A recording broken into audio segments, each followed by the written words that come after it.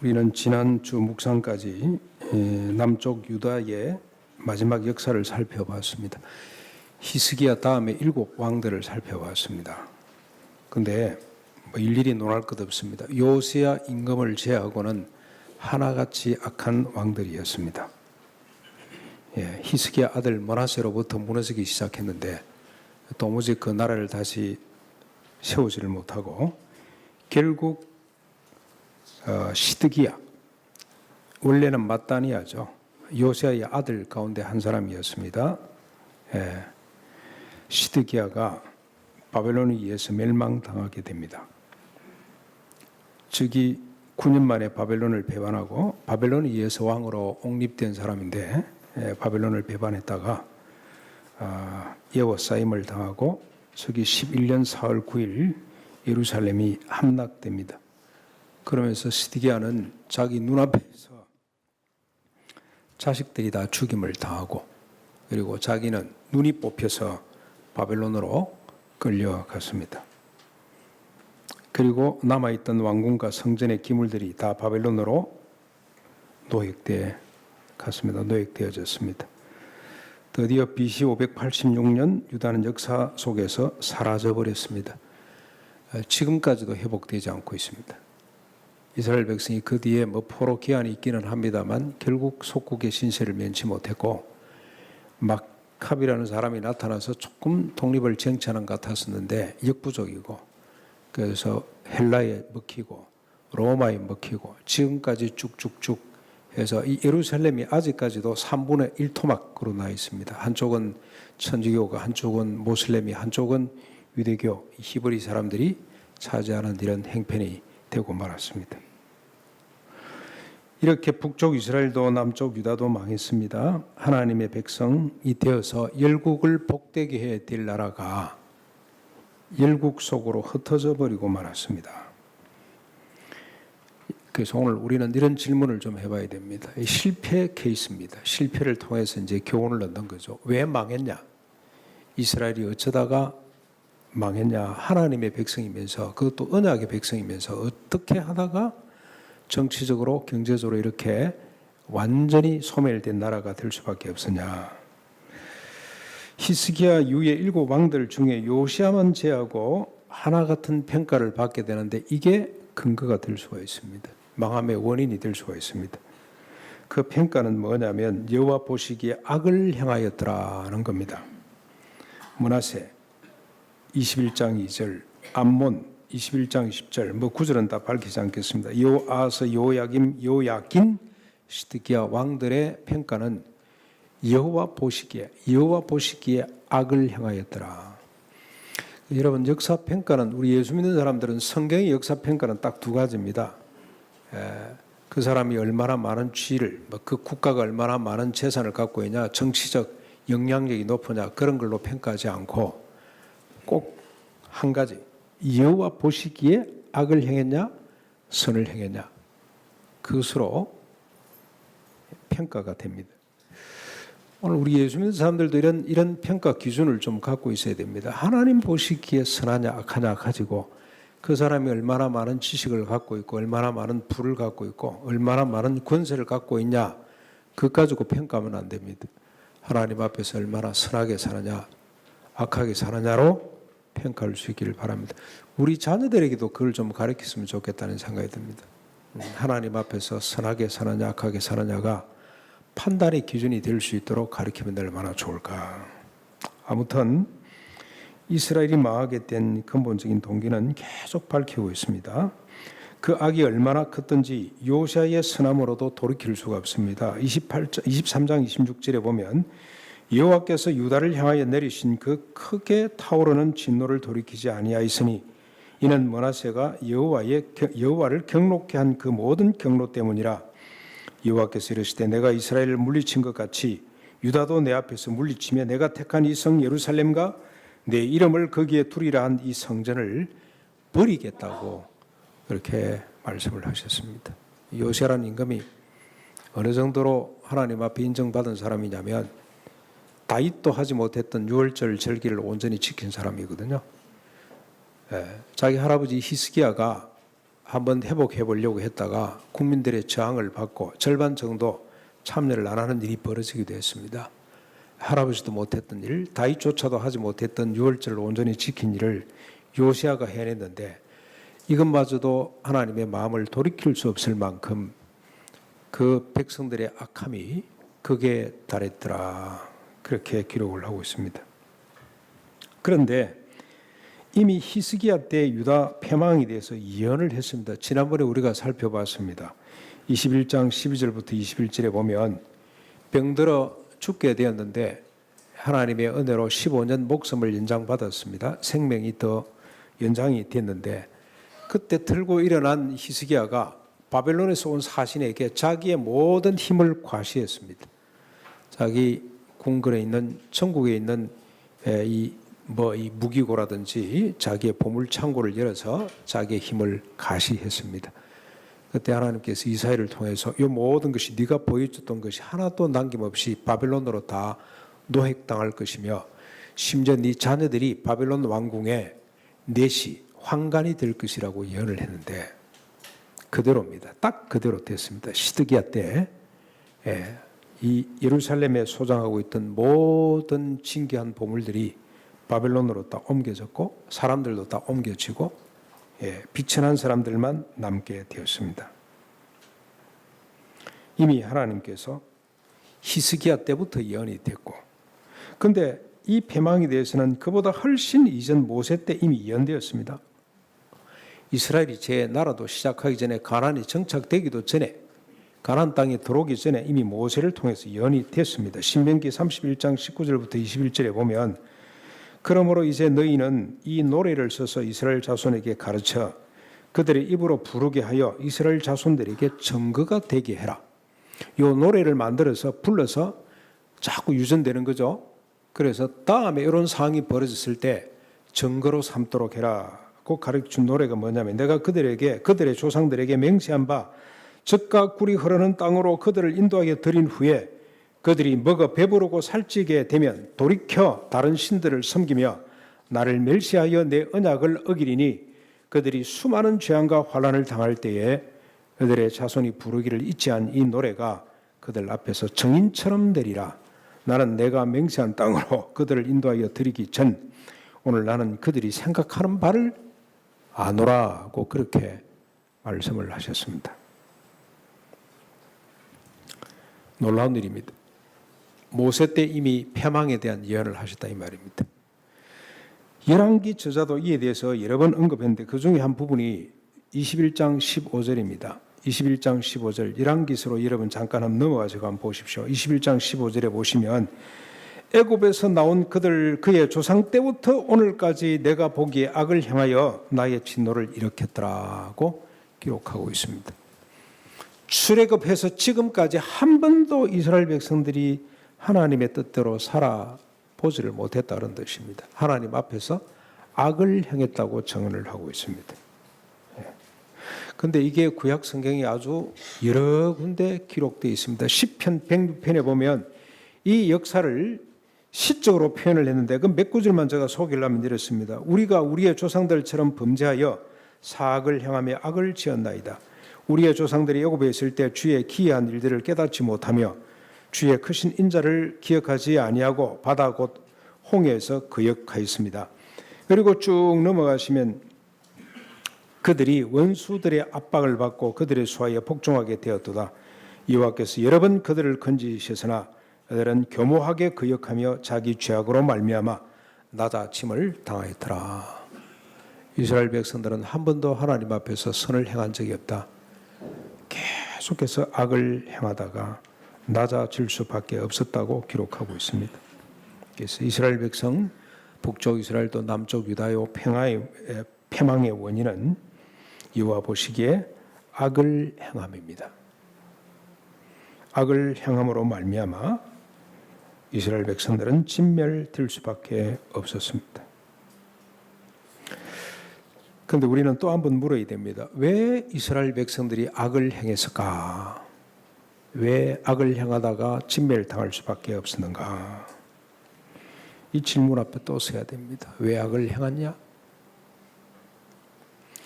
히스기야식 표현입니다. 21장 19절에 보면 나라가 망하고 후손이 노비가 되어도 내 때 평안하다면 됐네요. 지난번에 우리가 살펴봤죠. 히스기야가 그런 사람이에요.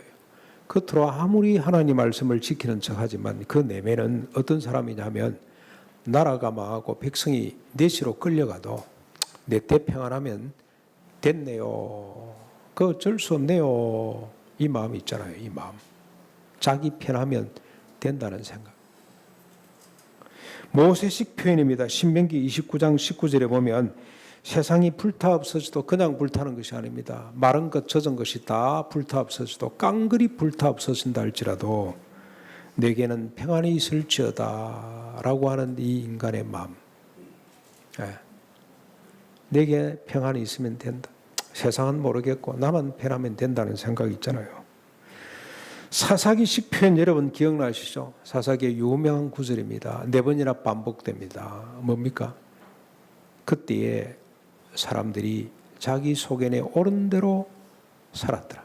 자기 소견에 오른 대로, 지 눈에 보이는 대로. 이 사람의 눈은 자기가 욕망하는 것만 보도록 되어 있잖아요. 그렇죠? 자기가 욕망하는 것만. 자기 욕망대로 살았더라. 그렇게 표현한 것입니다. 다시 역사서 표현을 여러분 한번 볼 필요가 있습니다. 지지난주 우리가 묵상한 내용인데 열왕기하 17장 29절 요거 잠깐 한번 찾아볼 필요가 있습니다. 19장 27절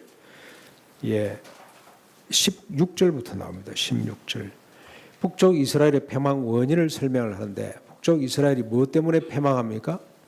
북쪽 이스라엘은 뭐 하나 안 되는 게 있었죠. 금송아지 제거가 안 됩니다.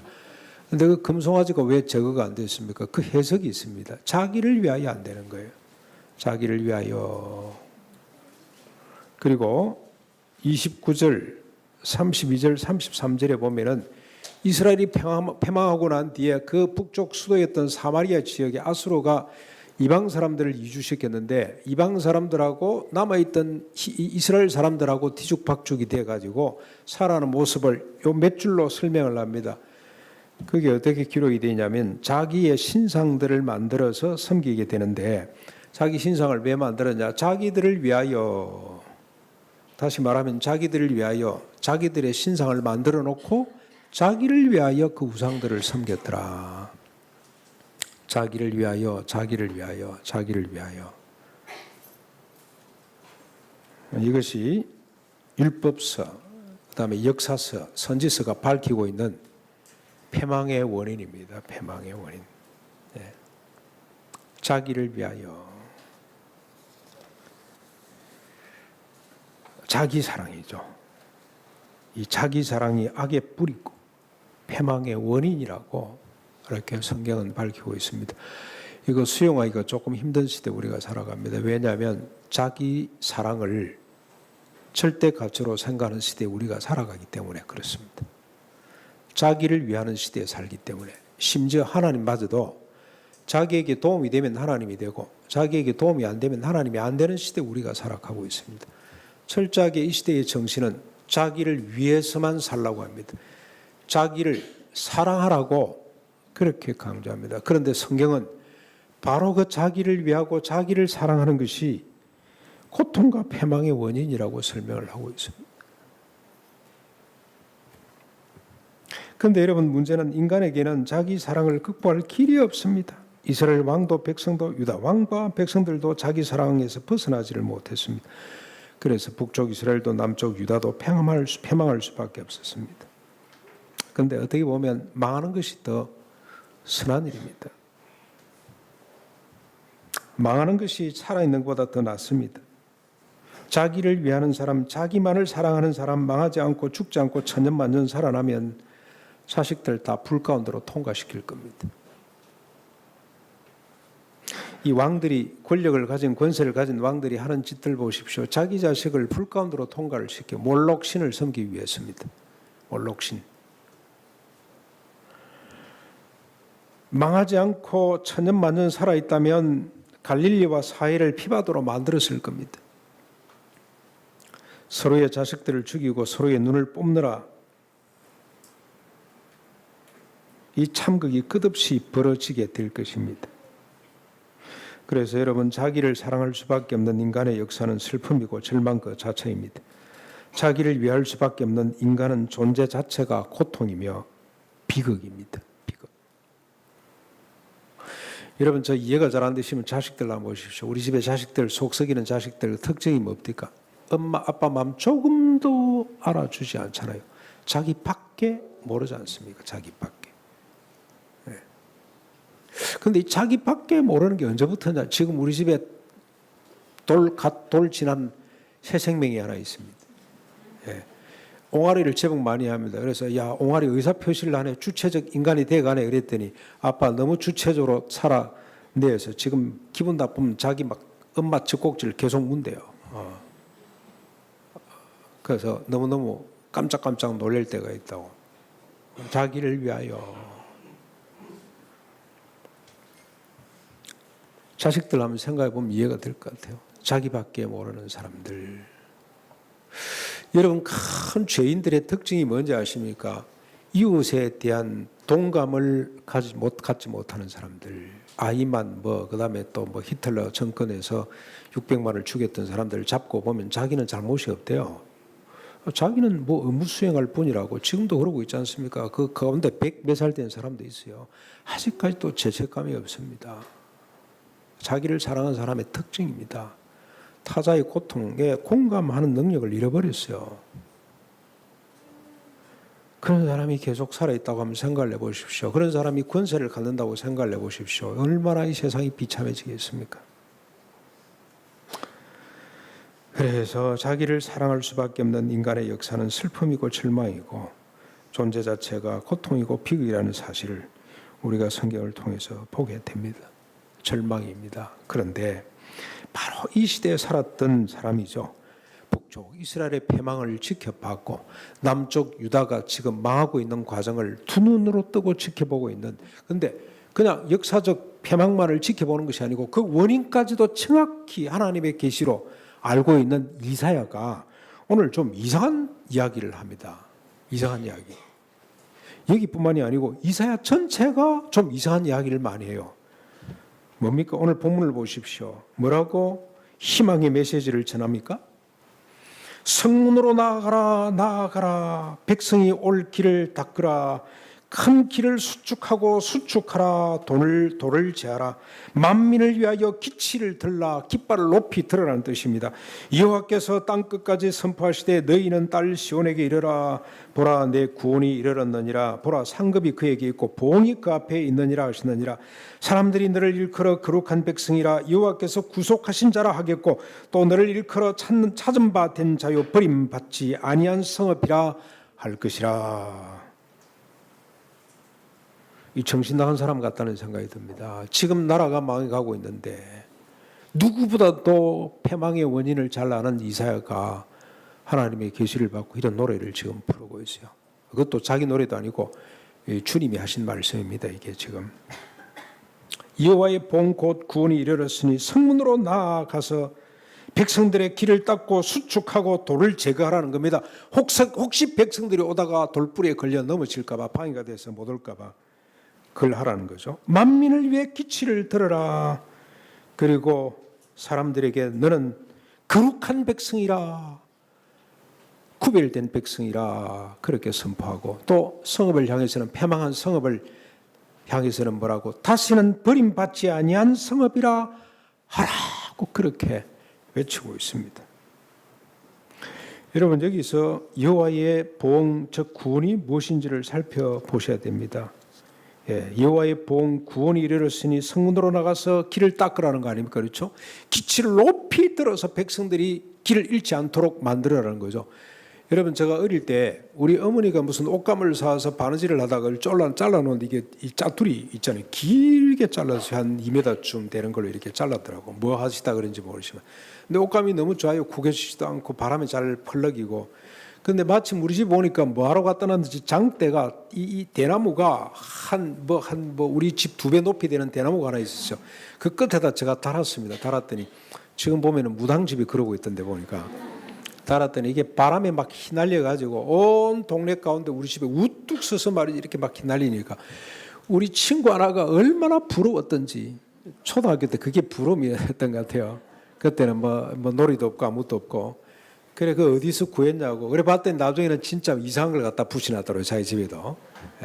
그래서 깃발 대회를 한번 경쟁을 한번 한 적이 있습니다만 높이 들어서 그 백성들이 보고 돌아오도록 왜요? 구원이 선포됐기 때문에 하나님이 보응하는 날이 선포됐기 때문에 깃발을 들고 길을 닦으라는 겁니다. 그 구원이 뭐냐는 거죠. 구원. 여러분 1절부터 이사야 61장 1절부터 3절 우리가 너무 잘 애송하는 구절인데 한번 보십시다.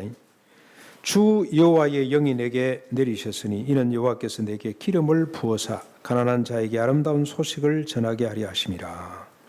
요 내게 나를 보내사 마음이 상한 자를 고치며 포로된 자에게 자유를 갇힌 자에게 노임을 선포하며 여호와의 은혜의 해와 우리 하나님의 보복의 날을 선포하여 모든 슬퍼하는 자를 위로하되 무릇 시온에서 슬퍼하는 자에게 화관을 주어 그 죄를 대신하며 기쁨으로 그 슬픔을 대신하며 찬송의 옷으로 그 근심을 대신하시고 그들을 의의 나무 곧 여호와께서 심으신 그 영광을 나타낼 자라 일컬음을 받게 하려 하심이라. 여기 내는 메시아를 말합니다. 이사야의 핵심 주제이죠. 이사야뿐만 아니라 구약의 모든 선지자의 주제이기도 합니다. 어제 읽은 본문의 로마서 1장 2절에 보면은 이 복음은 하나님이 선지자들을 통하여 그의 아들에 관하여 미리 약속하신 것이라고 한 그 바로 그 내용입니다. 여기 내가 하는 이 말은 메시아를 말합니다. 메시아가 기름 부음을 받고 성령으로 충만해져서 가난한 자에게 아름다운 소식을 마음이 상한 자를 고치고 포로된 자에게 자유를 갇힌 자에게 노임을 슬픈 자에게 죄와 근심 대신에 기쁨과 찬송을 선포하시겠다는 거죠. 그래서 그 사람들로 하여금 의의 나무 곧 여호와께서 심으신 그 영광을 나타낼 자라 일컬음을 받게 하신다는 겁니다. 그런데 여기서 한번 보십시오. 가난한 자, 마음이 상한 자, 포로된 자, 갇힌 자, 슬퍼하는 자, 근심하는 자가 누굽니까?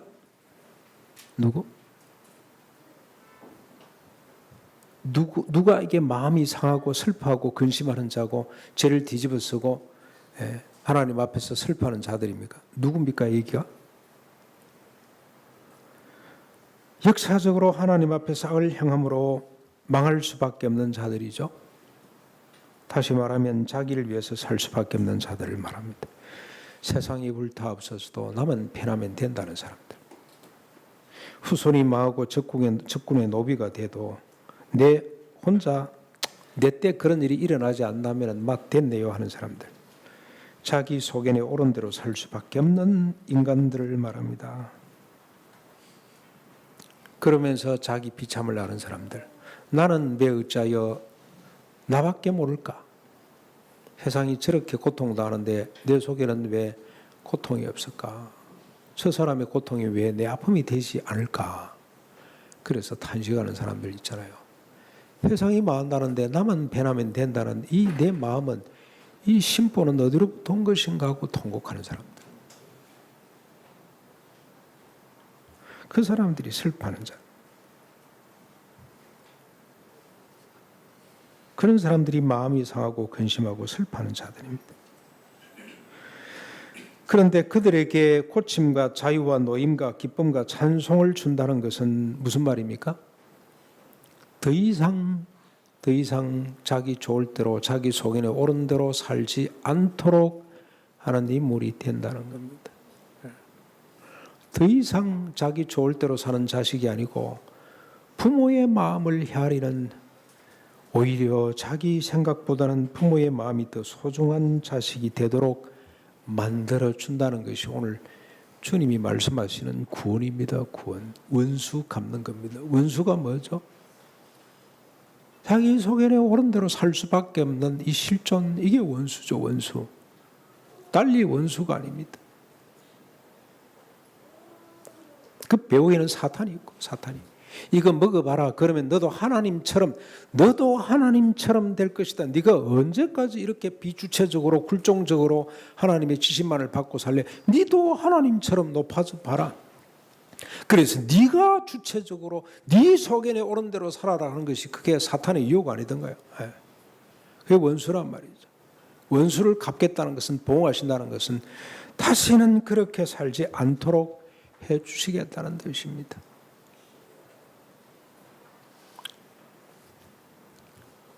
다시는 자기를 위해서 자기 만족, 자기만을 생각하는 사람이 되지 않도록 해 주신다는 것이, 그게 자유고 노임이고 기쁨이고 찬송의 내용입니다.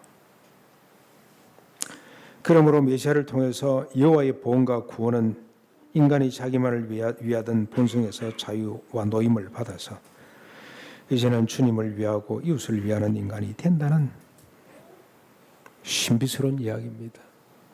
이것이 구원입니다. 여러분, 저 자식들이 자기만 알다가 어머니 마음을 속이다가 어느 날 이 자식이 마음을 돌이키고 어머니 마음을 헤아리고 오히려 자기보다도 어머니를 더 사랑하고 어머니 마음대로 산다면 얼마나 좋겠습니까? 그렇죠? 얼마나 그런 일이 벌어지도록 하겠다는 겁니다. 그런 일. 그게 메시아가 오셔서 하는 일입니다. 그런 세상이 되면 얼마나 아름다운 세상이 되겠습니까? 서로를 배려하고. 자, 이 구원의 비밀을 안 자들, 이 구원의 소식을 들은 자들은 어떤 자세로 살아야 됩니까? 어떤 자세를 취하는 것이 맞습니까? 이 복음의 주인 되시는 하나님 앞에서, 이 복음의 대상이 되는 세상 사람들 앞에서 어떤 자세를 취하는 것이 옳습니까? 이사야 62장 6절 7절 말씀을 한번 보십시오. 기가 찬 말씀이 있습니다. 이사야 62장 6절 7절입니다. 예루살렘이여, 내가 너의 성벽 위에 파수꾼을 세우고 그들로 하여금 주야로 계속 잠잠하지 않게 하였느니라. 하나님이 하시는 겁니다. 그렇죠? 너희 여호와로 기억하게 하시게 하는 자들아, 너희는 쉬지 말며 또 여호와께서 예루살렘을 세워 세상에서 찬송을 받게 하시기까지 그로 쉬지 못하게 하라. 무슨 이야기입니까? 예루살렘이여, 내가 너의 성벽 위에 파수꾼을 세우겠다. 성벽 위에 파수꾼을 세워서 그로 하여금 주야로 계속 잠잠하지 않게 하겠다는 겁니다. 주야로 파수꾼이 있어서 뭔가를 외쳐요. 밤낮으로 여러분 구원이 왔습니다. 주님이 원수 갚을 때가 왔습니다. 그렇게 하겠다는 겁니다.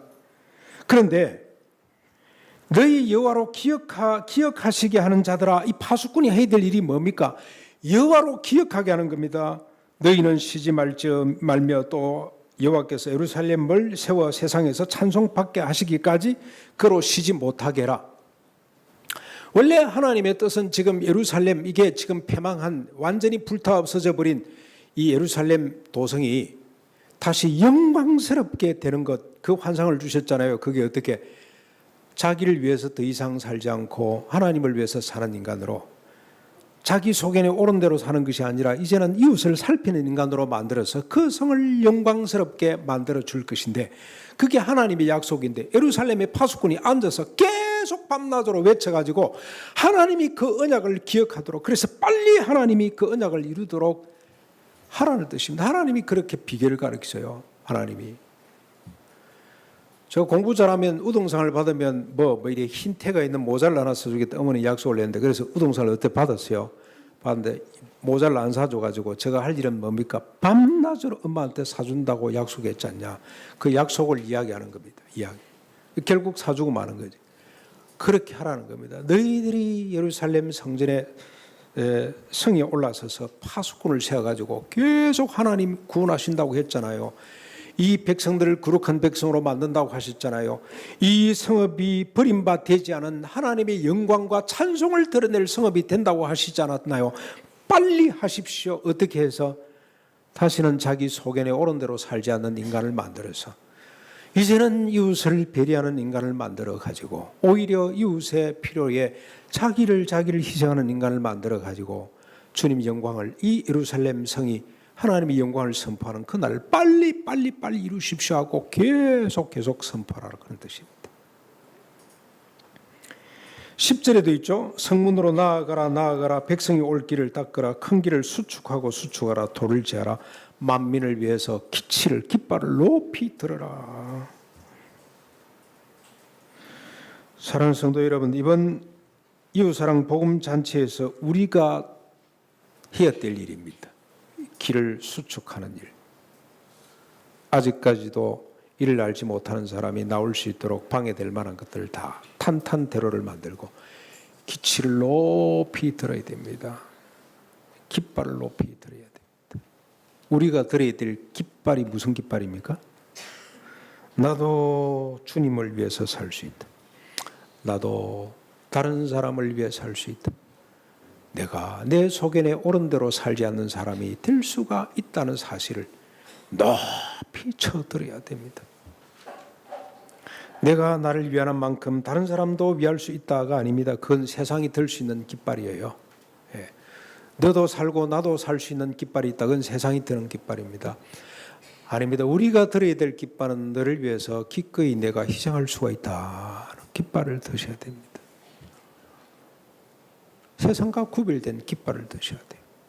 우리만 들 수 있는 하나님이 소원하신 깃발을 우리가 들어야 됩니다. 다시는 내 소견에 오른 대로 내 감정대로 살지 않겠습니다. 너를 위해서 내 감정, 내 자존심 내려놓을 수 있습니다 하는 깃발을 우리가 높이 들어야 됩니다. 요즘 이단들이 왜 이렇게 많이 설치는지 아세요? 교회에서 들고 있는 깃발이 세상이 들고 있는 깃발과 다른 게 하나도 없어요. 하나도 없어요. 똑같아요. 그러니까 이단들이 조그만 색깔 다르게만 해도 사람들이 와 미혹돼서 몰려가는 겁니다. 세상과 다른 깃발을 우리는 높이 높이 쳐드려야 됩니다. 나는 아내를 위해 살 수 있습니다. 나는 남편을 위해 살 수가 있습니다. 나는 자식을 위해 살 수가 있고 부모를 위해 살 수 있고 내 형제를 위해 기꺼이 저는 양보할 수가 있습니다. 그 깃발을 우리가 높이 높이 쳐드려야 됩니다. 아니 그게 가능한 일이냐? 저는 이번 이산가족 상봉 때문에 상봉 이 뉴스를 접하면서 정말로 아름다운 할머니 한 분 평생에 제가 이분 사진을 하나 복사를 해서 저 사무실에 하나 붙이려고 합니다. 이분을 볼 때마다 너무너무 숭고하고 아름다운 할머니 한 분이 등장됐어요. 이번에 나온 분이 아닙니다. 한 2년 전인 것 같아요. 여러분 사진 한번 보여드릴까? 창균아 있나? 아 여기 혹시 이분 아십니까? 이순규 할머니 올해 87세 19살에 결혼해가지고 7개월 만에 뱃속에 아이 하나를 두고 남편이 아마 북한군에게 이 징병당한 것 같습니다. 북으로 끌려가 버렸습니다. 그리고 돌아가신 줄 알았는데 작년인가 이산가족 상봉에 신청을 했다가 남편이 살아있다는 이야기를 듣고 만난 장면입니다. 65년 만에 만났습니다. 근데 이 사진 하나만 지금 보이는데요. 이분이 너무너무 이야기가 아름다워서 여기저기 방송에 인터뷰를 한 작품들이 많더라고요. 보니까 와 성화된 얼굴 같다는 생각. 나도 늙으면 저도 뭐 지금 늙었습니다만 나도 80대가 되면 저 할머니처럼 되면 얼마나 좋을까. 너무 인자해 보이시죠? 쪽머리를 한 번도 바꾼 적이 없습니다. 왜냐하면 남편 때문에 남편이 오면 섭섭하게 생각할까 봐 아들 때문에 엄마 마음 바뀌었다고 오해할까 봐 주변에서 남편 이제 안 된다 시집 가라고 이렇게 혼자로 살 수가 있냐 아무리 권유를 해도 시아버지 기침 소리가 저녁에 들리면 몇 번이고 문을 열었대요. 남편 소리가 꼭 같아요. 혹시 남편이 오려나 예. 홀로 남아있는 아들 생각해서. 근데 여러분 이분이 이제는 남편이 북에서 결혼을 해서 자식을 두고 있다는 가정을 두고 있다는 이야기를 듣고 뭐라고 반응을 보이냐면 참 감사하다, 다행이다. 남자는 혼자 살 수가 없는데 아마 가정이 있어서 이렇게 오래 사신 것 같다고. 살아서 만나게 되니 얼마나 감사하냐고. 그래서 이분이 선물을 하나 준비를 했어요. 뭘 준비를 했냐면 뭐 고민을 한참 하더라고. 이게 이제 다 아마 할머니가 하도 이제 좀 또 인격적으로 그렇고 아마 이 PD들이 볼 때 이분은 정말 소개를 하고 싶은 생각이 들어서 준비를 한 것 같아요. 시계를 준비하는데 뒤에다 이름을 쓰잖아요. 저 남편 이름은 저 오인세입니다. 저하고 이 확률이 같은 거 보니까 형님쯤 되는 것 같은데 보니까 의리도 없이. 오인세 이순규 이름을 썼어요. 자기 동서 손아래 동서가 놀렸습니다. 아이고 형님 북한에 있는 아내가 부인이 얼마나 섭섭하겠어요. 질투할 것 같은데. 그랬더니 화들짝 놀라면서 아이고 내가 그걸 생각을 못했네.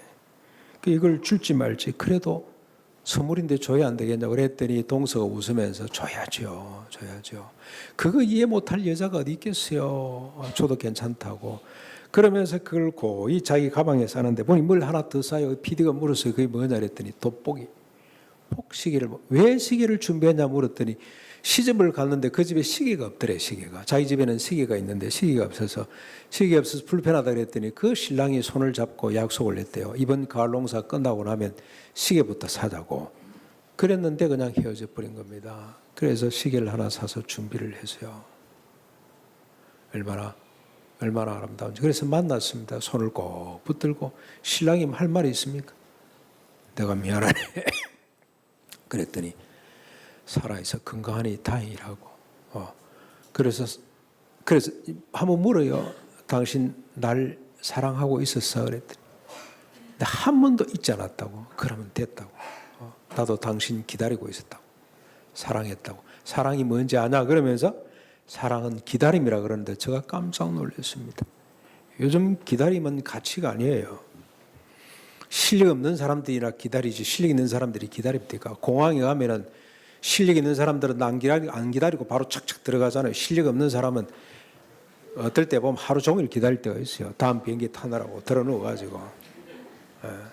그래서 기다림은 별로 중요한 가치가 안 됩니다. 그런데 이분이 사랑은 기다림이래요. 기다림. 65년 동안입니다. 그리고 10시간 만나고 다시 이별이죠.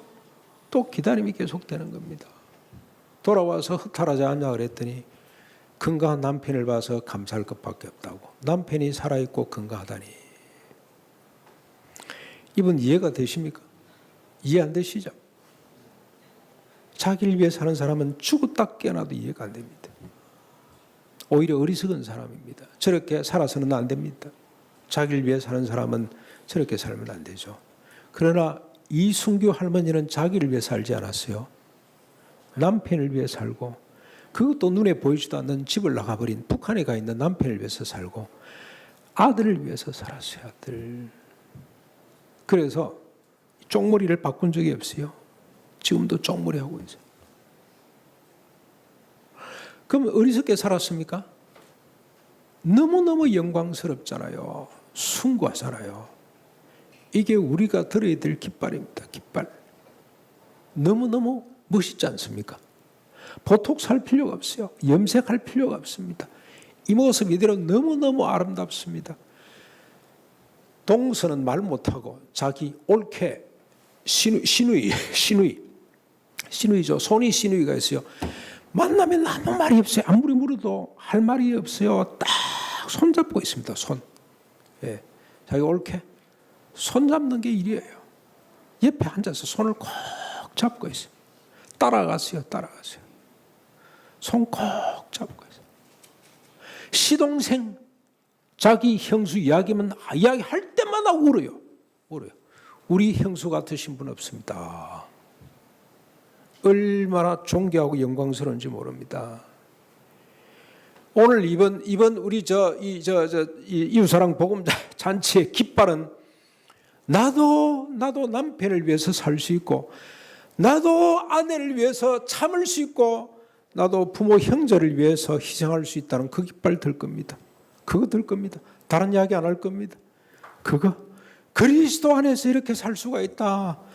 그 깃발을 들어야 됩니다. 아직까지 여러분 명단을 한번 보십시오. 초청 안 하신 분들이 많은데 무슨 배짱으로 이러고 계시는지 모르겠습니다. 제가 여러분 꼭 기록해 주십시오. 이번에 우리가 멀리 계시도 괜찮습니다. 못 데리고 오셔도 괜찮습니다. 일단 한번 우리가 여기다 이름을 적고 하나님 앞에 올려드립시다. 하나님, 이분에게 제가 다가가 있습니다. 이분을 위해 제가 높은 데를 낮추고 낮은 곳을 높여서 시온의 대로가 되겠습니다. 이분의 다리가 되겠습니다. 그런 마음으로 여러분 한번 적으시고 이분을 초청하겠습니다. 이분을 위해서 기도하겠습니다. 이분을 위해 제가 기꺼이 다리가 되겠습니다라는 마음으로 여러분 꼭 기록하시고 남은 시간 동안 기도로 힘써 갈 수 있기를 주님의 이름으로 축원합니다. 우리 같이 한번 기도하는 시간을 잠깐 갖겠습니다.